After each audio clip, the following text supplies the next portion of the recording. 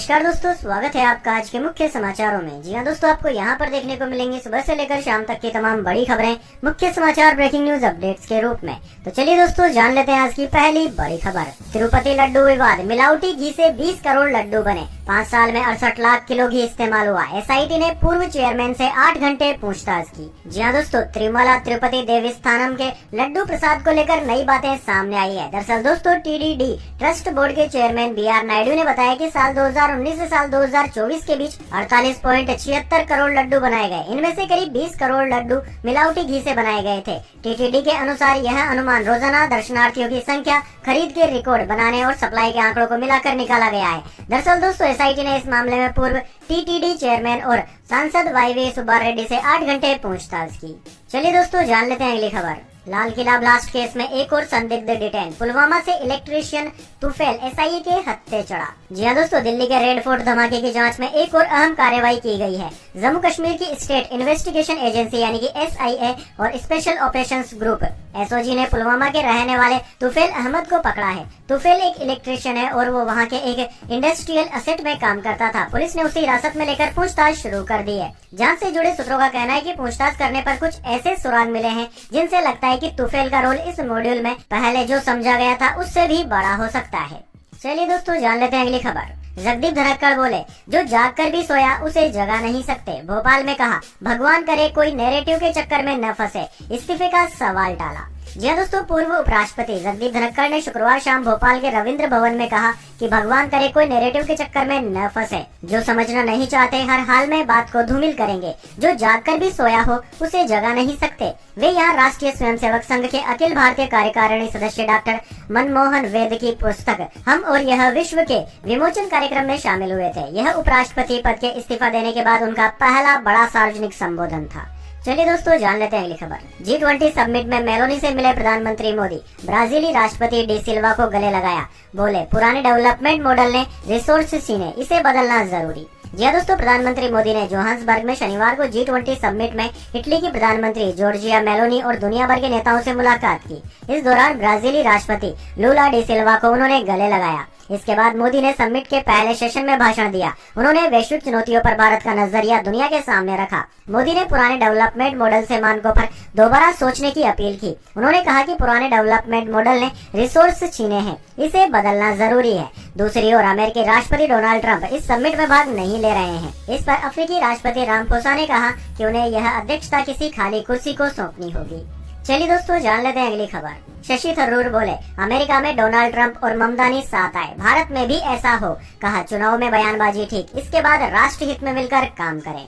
जी हाँ दोस्तों, कांग्रेस सांसद शशि थरूर ने अमेरिकी प्रेसिडेंट डोनाल्ड ट्रंप की न्यूयॉर्क के नए चेयरमैन जोहरान ममदानी के साथ व्हाइट हाउस में हुई मीटिंग की तारीफ की। उन्होंने कहा कि चुनाव के दौरान एक दूसरे पर तीखे हमले करने के बावजूद डेमोक्रेटिक भावनाओं को बनाए रखा गया है। दोनों अमेरिकी नेताओं का एक वीडियो शेयर करते हुए थरूर ने एक्स पर लिखा, चुनाव में सभी पार्टियां अपनी अपनी विचारधारा के साथ जोश से लड़ें, बिना किसी रोक टोक के, लेकिन एक बार जब चुनाव खत्म हो जाए तो देश हित के लिए एक दूसरे के साथ सहयोग करना सीखें। मैं भारत में भी ऐसा ही देखना चाहता हूँ।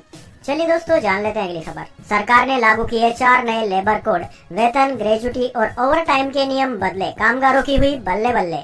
जी हाँ दोस्तों, केंद्र सरकार की ओर से शुक्रवार को श्रम कानूनों में बड़े बदलाव और सुधारों की घोषणा कर दी गई। सरकार की ओर से पुराने श्रम कानूनों को बदलकर 4 नए लेबर कोड लागू किए गए हैं। केंद्रीय श्रम और रोजगार मंत्री मनसुख मांडविया ने सोशल मीडिया प्लेटफॉर्म एक्स पर पोस्ट करते हुए इस बात की जानकारी दी। उन्होंने इस कदम को प्रधानमंत्री नरेंद्र मोदी द्वारा कामगारों के लिए उठाया गया ऐतिहासिक कदम बताया, जो श्रमिकों को सुरक्षा और आर्थिक मजबूती के साथ साथ गरिमा के साथ काम करने का अवसर भी देती है। चलिए दोस्तों, जान लेते हैं अगली खबर। शादी के दिन शराब पिलाने पर 1 लाख रुपए का जुर्माना, फास्ट फूड पर भी रोक। उत्तराखंड के जनजातीय गांवों ने बनाया नया नियम। दरअसल दोस्तों, उत्तराखंड के जोनसार बावर क्षेत्र में सामाजिक समानता और परंपराओं को मजबूत करने के लिए बड़ा सामूहिक फैसला लिया गया। खत शैली से जुड़े 25 गांवों ने तय किया है कि अब शादी और शुभ आयोजनों को पूरी तरह सादगी से मनाया जाएगा। इन गांवों में शराब, फास्ट फूड और महंगे तोहफे पूरी तरह बंद कर दिए गए हैं। परंपरागत और सरल आयोजन को बढ़ावा देने के लिए बेटी की ओर से बकरा देने की प्रथा भी खत्म कर दी गई है। नियम का उल्लंघन करने वालों से 1 लाख रुपए का जुर्माना वसूलने का निर्णय लिया गया है। यह फैसला दोहा गांव में खत के सदर श्याणा राजेंद्र सिंह तोमर की अध्यक्षता में हुई बैठक में सर्वसम्मति से लिया गया। वैसे दोस्तों आपको क्या लगता है, क्या हमारे भारत में कई जगह अभी भी ऐसी है जहां पर शादी के दिन भयंकर शराब पी जाती है, जिससे कई सारे नुकसान होते हैं, कई सारे झगड़े होते हैं? तो क्या इस तरह के नियम सभी गाँवों को अपने अपने गाँवों के लिए बना देने चाहिए या नहीं? कमेंट बॉक्स में अपनी राय जरूर दीजिए। चलिए दोस्तों जान लेते हैं अगली खबर। कोकिलाबेन धीरूभाई अंबानी हॉस्पिटल को मिला GCI सर्टिफिकेट। ये देश का पहला और दुनिया का 5वां अस्पताल बना। इसमें 750 बेड की सुविधा है। जी दोस्तों, मुंबई का कोकिलाबेन धीरूभाई अंबानी हॉस्पिटल भारत का पहला और दुनिया का 5वां अस्पताल बनने जा रहा है, जिसे GCI health care sustainability certificate मिलने वाला है। यह सस्टेनेबल हेल्थ केयर में दुनिया का सबसे बड़ा गोल्ड स्टैंडर्ड अवार्ड है। दरअसल दोस्तों, ज्वाइंट कमीशन इंटरनेशनल JCI और जिनेवा सस्टेनेबिलिटी सेंटर ने यह सम्मान सही और जिम्मेदारी भरे तरीके से काम करने, इलाज के नए नए तरीके अपनाने और मरीजों के साथ ही पर्यावरण की भी देखभाल करने के लिए दिया है। दरअसल दोस्तों, कोकिलाबेन धीरूभाई अंबानी हॉस्पिटल ने कहा कि हम आगे भी इसी उद्देश्य के साथ नेतृत्व करते रहेंगे और हर कदम पर पर्यावरण की सुरक्षा को अपने काम का हिस्सा बनाते रहेंगे, ताकि आने वाली पीढ़ियों के लिए एक स्वस्थ और हरा भरा भविष्य बन सके। चलिए दोस्तों जान लेते हैं अगली खबर। तमिल लोगों की जरूरतों को नजरअंदाज किया जा रहा। मेट्रो प्रोजेक्ट ठुकराए जाने पर CM स्टालिन ने प्रधानमंत्री को लिखा पत्र। जी दोस्तों, तमिलनाडु के मुख्यमंत्री MK स्टालिन ने प्रधानमंत्री मोदी को एक पत्र लिखकर कोयम्बटूर और मदुरै मेट्रो परियोजनाओं को मंजूरी न मिलने पर गहरी नाराजगी जताई। उन्होंने साफ कहा कि यह फैसला दोनों शहरों के लोगों को निराश कर रहा है और इससे जनता में असंतोष बढ़ा है। स्टालिन ने लिखा कि बड़े शहरों में तेज, सुरक्षित और क्षमता वाले सार्वजनिक परिवहन की जरूरत होती है। तमिलनाडु देश के सबसे व्यस्त राज्यों में से एक है, जहां निजी गाड़ियों की संख्या भी बहुत अधिक है। ऐसे में मेट्रो जैसे सिस्टम की मंजूरी न मिलना लोगों की उम्मीदों पर चोट करता है। चलिए दोस्तों जान लेते हैं अगली खबर। पुरानी गाड़ियों का फिटनेस टेस्ट 10 गुना तक महंगा हुआ। 20 साल पुरानी कार की 15,000 और बाइक की 2,000 रुपए फीस लगेगी। जी हाँ दोस्तों, पुरानी गाड़ियों का फिटनेस टेस्ट अब 10 गुना तक महंगा हो गया है। Ministry of road transport and highways यानी कि MORTH ने देश में वाहन फिटनेस सर्टिफिकेट टेस्ट की फीस बढ़ा दी है। ये बदलाव central motor vehicle rules thrift amendment के तहत लागू कर दिए गए हैं। नए नियम के तहत अब 20 साल पुरानी कारों का फिटनेस सर्टिफिकेट बनवाने के लिए 15,000 रुपए, बाइक के लिए 2,000 रुपए और हेवी कमर्शियल व्हीकल्स के लिए 25,000 रुपए देने पड़ेंगे। इसके अलावा गाड़ियों के लिए फिटनेस सर्टिफिकेट 10 साल में लेना होगा, जो पहले 15 साल पुरानी गाड़ियों के लिए अनिवार्य था। चलिए दोस्तों जान लेते हैं अगली खबर। मीडिया ने ममदानी से पूछा, डोनाल्ड ट्रंप को तानाशाह मानते हो? अमेरिकी राष्ट्रपति बोले, हाँ कह दो, मुझे फर्क नहीं पड़ता। जी हाँ दोस्तों, अमेरिकी राष्ट्रपति डोनाल्ड ट्रंप और न्यूयॉर्क सिटी के नवनिर्वाचित मेयर जोहरान ममदानी की शुक्रवार को व्हाइट हाउस में पहली मुलाकात हुई। दोनों नेताओं ने बैठक के बाद मीडिया से भी बातचीत की। मीडिया ने ममदानी से पूछा कि क्या वे अभी भी डोनाल्ड ट्रंप को फासिस्ट यानी कि तानाशाह मानते हैं। इस पर ट्रंप ने कहा कि कोई बात नहीं, हाँ कह दो, यह समझाने से आसान है, मुझे इससे फर्क नहीं पड़ता। रिपोर्टर ने पूछा कि ममदानी कार्बन उत्सर्जन पर सवाल उठाते रहे हैं, फिर वह वाशिंगटन हवाई जहाज में क्यों आए। इस पर ट्रंप ने कहा कि ममदानी बहुत मेहनत करते हैं और उनका यहाँ आना जरूरी था, इसमें कुछ गलत नहीं है। चलिए दोस्तों जान लेते हैं अगली खबर। तमिलनाडु विधानसभा चुनाव सीट शेयरिंग के लिए कांग्रेस ने कमेटी बनाई। DMK के साथ ही चुनाव लड़ेंगे। एक्टर विजय की पार्टी से गठबंधन की अटकलें हुई खत्म। जी हाँ दोस्तों, तमिलनाडु में 2026 में होने वाले विधानसभा चुनाव से पहले कांग्रेस ने सहयोगी दल DMK के साथ सीट बंटवारे पर औपचारिक बातचीत के लिए 5 सदस्यीय कमेटी बनाई है। यह कमेटी पार्टी अध्यक्ष मल्लिकार्जुन खड़गे के निर्देश पर बनाई गई है और गठबंधन की रूपरेखा पर दोनों दलों के बीच बातचीत का नेतृत्व भी करेगी। दरअसल दोस्तों, तमिलनाडु पुडुचेरी के कांग्रेस इंचार्ज गिरीश चोडनकर को कमेटी का अध्यक्ष बनाया गया है। चलिए दोस्तों जान लेते हैं अगली खबर। बर्फ से ढका बद्रीनाथ धाम। उत्तराखंड में जमने लगी झील। राजस्थान में सर्दी से थोड़ी राहत।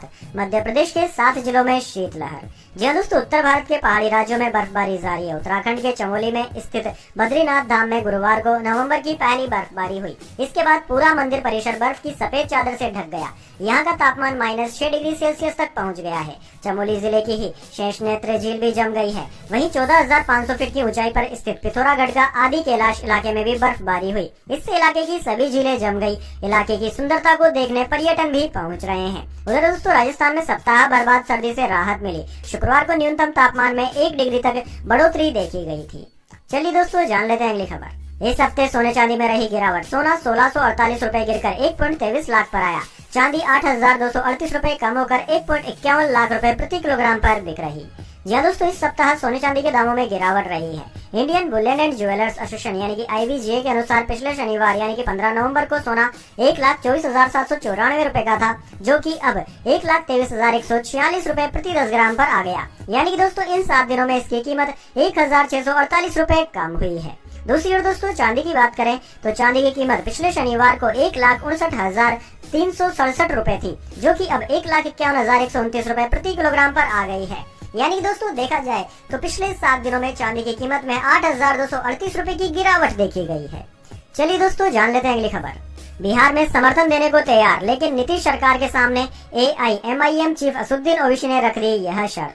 जी हाँ दोस्तों, AIMIM प्रमुख असदुद्दीन ओवैसी ने संकेत दिए हैं कि उनकी पार्टी बिहार में नीतीश कुमार सरकार को समर्थन देने को तैयार है, लेकिन इसके लिए एक शर्त है, सीमांचल क्षेत्र को उसके हक का न्याय मिले। आमोर में आयोजित एक जनसभा को संबोधित करते हुए ओवैसी ने कहा कि सीमांचल दशकों से उपेक्षा का शिकार रहा है और अब यह स्थिति बदलनी चाहिए। ओवैसी ने कहा कि हम नीतीश कुमार की सरकार का समर्थन देने को तैयार हैं, लेकिन सीमांचल को न्याय मिलना चाहिए।